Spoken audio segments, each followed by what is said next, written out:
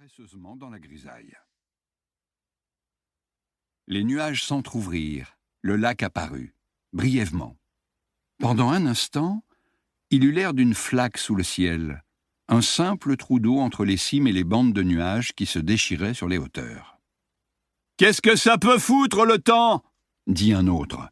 « On va passer une semaine coincés sous cette putain de montagne, de toute façon !» L'usine hydroélectrique d'Arens. Une série de salles et de galeries creusées à 70 mètres sous terre et perchées à 2000 mètres d'altitude. La plus longue mesurait 11 kilomètres. Elle conduisait l'eau du lac supérieur vers les conduites forcées, des tubes d'1,5 mètre de diamètre qui dévalaient la montagne et précipitaient l'eau du lac supérieur vers les turbines assoiffées des groupes de production en bas dans la vallée. Pour accéder à l'usine, au cœur de la montagne, un seul chemin. Un puits d'accès dont l'entrée se trouvait presque au sommet. La descente en monte-charge jusqu'à la galerie principale qu'on suivait, vanne neutralisée, à bord de tracteurs à 2 places. Un voyage d'1 heure au cœur des ténèbres, le long de 8 kilomètres de galerie. L'autre moyen, c'était l'hélico, mais uniquement en cas d'urgence. Une aire avait été aménagée près du lac supérieur, accessible quand le temps s'y prêtait. « Joachim a raison !» dit le plus vieux. « Avec un temps pareil, l'hélico ne pourrait même pas atterrir !» Ils savaient tous ce que cela voulait dire. Une fois les vannes rouvertes, les milliers de mètres cubes d'eau du lac supérieur s'engouffreraient en rugissant dans la galerie qu'ils allaient emprunter dans quelques minutes. En cas d'accident, il faudrait 2 heures pour la vider à nouveau, 1 autre heure en tracteur à travers la galerie pour revenir au puits d'accès, 15 minutes pour remonter à l'air libre, 10 de descente en télécabine jusqu'à la centrale et 30 autres de route jusqu'à Saint-Martin-de-Comminges, à supposer que la route ne fût pas coupée. Si un accident survenait, il ne serait pas à l'hôpital avant 4 bonnes heures, et l'usine vieillissait.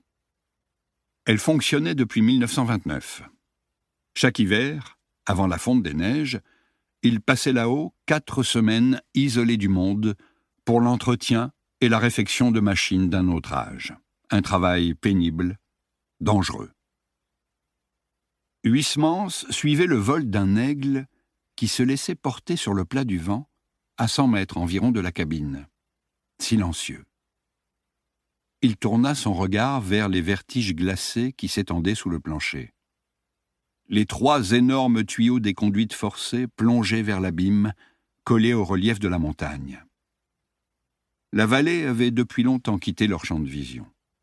Le dernier pylône était visible 300 mètres plus bas, dressé là où le flanc de la montagne formait un épaulement, se profilant solitaire au milieu du brouillard.